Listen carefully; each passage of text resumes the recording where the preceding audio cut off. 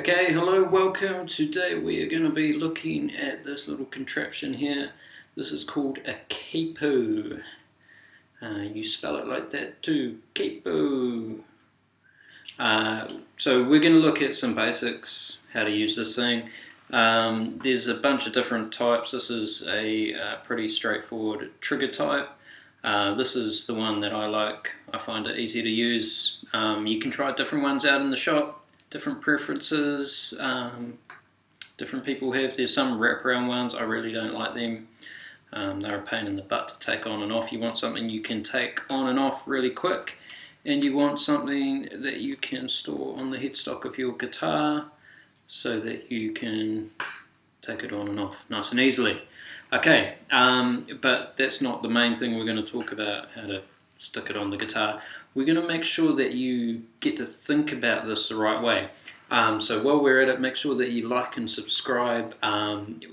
We really want to help you become a musician. There's lots of stuff out there that will teach you to play an instrument. We're really big on teaching you to become a musician, to make sure that you're thinking about things the right way, that you really have some understanding around what you're doing. Because if I just learn to play the guitar, but I don't learn to be a musician, then when I come to interact with other musicians, I'm going to have some issues, and that's one of the things that we're going to cover today with this. Okay, so some basics first. When you're applying this, basically what you were doing is moving the nut of the guitar. So if I were to put it here on my second fret, my nut has now moved from there to here. That is obviously going to change the tuning. So the best thing to do is to tune the guitar before you do this. As you apply it, you want to make sure that as you're putting it on, it's clearing the strings so that it's coming straight back at the strings, because what you don't want to do, I don't know if I can make it do it right now, you don't want it to pull the strings up, because as soon as one of these gets bent, the tone is going to change. You don't want that to happen. You want to apply it right behind the fret. Just as you fret a note with your finger right behind the fret, you want to be applying the capo in the equivalent position. Okay, so that's the basics out of the way. I'm going to assume a bunch of people already know that basic stuff. But the main thing we want to look at is how we think about this. So here's the trouble that we have. Here is learning to play an instrument. G, yeah. C, A, D,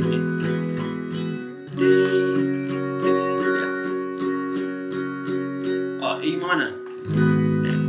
Okay. You're the only one that thinks that that's what the chords are. If you talk to a keyboardist, he's going, no, those aren't the chords, man. So you're talking about the shapes that you're playing, but you need to know what these chords are. Just because it's a G shape, now that it's here, it is no longer a G chord. That is now a B. Okay? G sharp minor, F sharp, E add.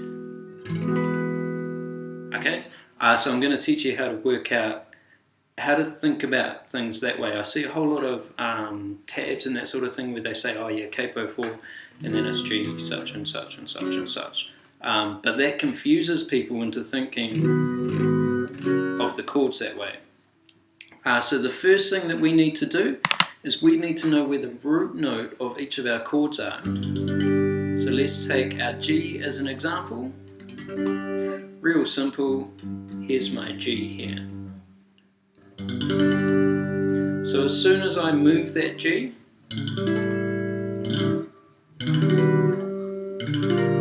find somewhere it works better, my root note is changing. Okay, my D chord, that is my D note. I also have the open D there.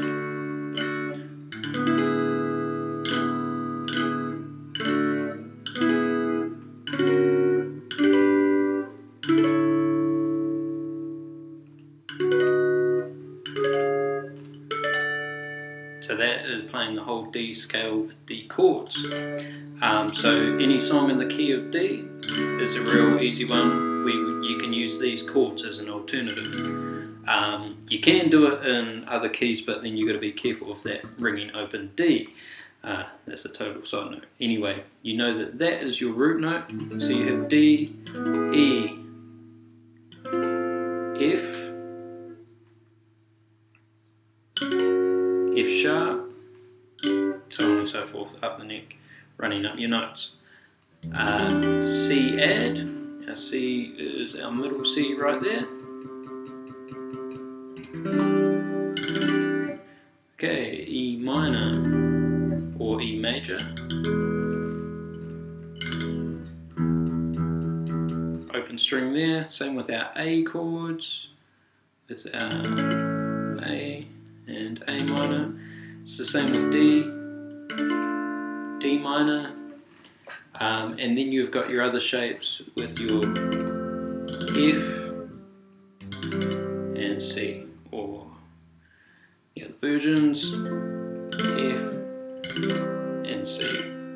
Little side note there, I saw a video recently about an easy way to play F chords, because you're meant to like bar those two frets. The way I find easier is if you just play the B string and then just rest that finger against the E so it just mutes off. Because all you're playing there is an F, but you also have F here. So you're just adding an extra F in if you're playing that note as well. Okay? Another side note. So learning where those root notes are is really important for when you come to move it. So let's say I have a song that is, well, let's say in the key of B.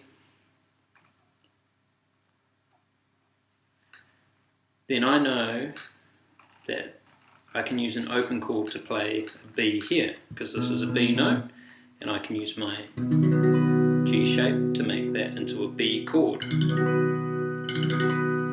by applying the capo at the 4th fret. And the reason I apply there, because it gives me the same distance as what I have here for a G chord. That's not really the best place to keep your capo, by the way. It's kind of awkward.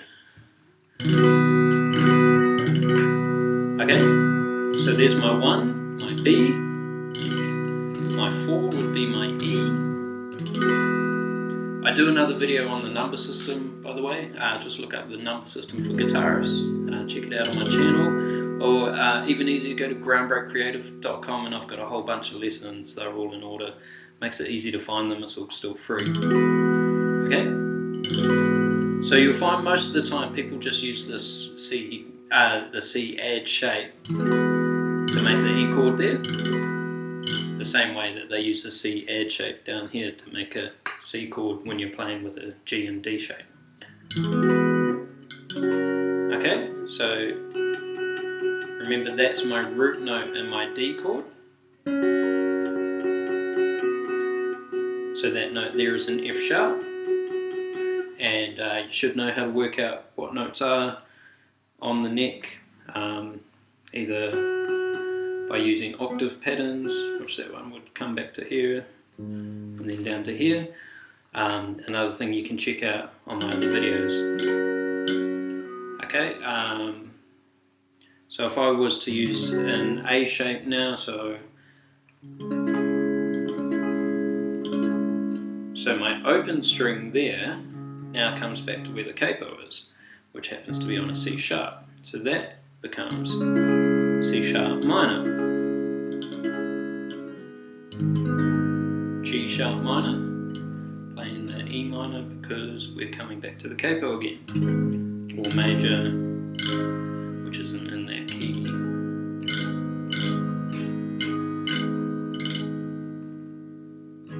Cool. So then you can just apply that other places. So I can do the same thing in the key of A, or actually in the key of D. I can use the same position. So being in the key of D now, I can I can still use these shapes, so that would be my 1 and my 5. Okay, this now would become actually my 2, so that would be a D minor shape. Okay, and that's actually an E minor, because that's an E, tone up from D. Cool, but the other thing I can do there when I've got my root note on this string especially is I can use these other C shapes, C and F shapes. Okay, so this one would become a G, and that one is a D. Same thing with these ones here with your major and minor. You're coming back to the capo again, so that's F shape. F sharp major, F sharp minor, B major, B minor. So now, even if you want to play in the key of C, you can do that all the way up here. So that just opens you up to some different ideas in terms of, especially if you're writing songs, picking and that sort of thing. I know song that Equippers Revolution have done with a lot of picking up here, so playing in the key of C but playing up here for a particular picking pattern, which is really cool. So yeah, you can do it anywhere, but I hope that has helped you work out how to translate those chords wherever you're playing them. So when I'm learning a song, if I'm here, I'm not learning the song going, oh yeah, it's the G shape, and then the E minor shape, oh, and then the D shape. I'm not actually thinking about shapes. I'm just going, oh yeah, so it's B, G sharp minor, E, back to B, and F sharp, E, and B. Just making up random chords. Anyway, that's always the way I'm thinking about it. So whether you see chords written on a chord sheet, now you can use the same chord sheet that the keyboard player is using. It also means when you talk to the keyboard player, now you're going at B, or if he's saying to you, oh yeah, that one's the E. Oh, and that one's the F sharp over A sharp, which is your D over F sharp shape, right? Because you got your D shape makes your F sharp, then your low note is your A sharp, right? But it means that you can talk to each other, you can communicate, you can be on the same page talking about the same thing, and you don't have to be confused about what shape you're playing. And even another guitarist who's not using a capo doesn't have to say, oh yeah, so I'm playing a B but you're playing a G. And see how it makes life simpler just by learning it that way, learning the capo the right way, so that you really understand what you're doing as you move these chords. So you're moving the chord shape, but you're not changing what the chords are. You're just using that shape to play the chord in a different place.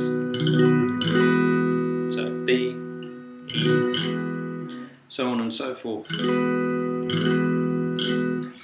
Cool. And then you can work on different shapes coming up the neck as well, which is getting a little bit more advanced, and you've got to think about what key you're in. But yeah, jump on groundbreakcreative.com, check out our lessons pages.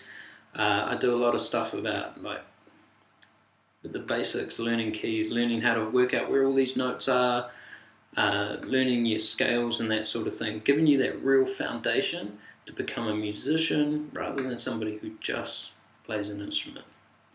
Cool, so I hope that has been helpful for you. Let me know if there's anything else you want to know underneath, and remember to like and subscribe.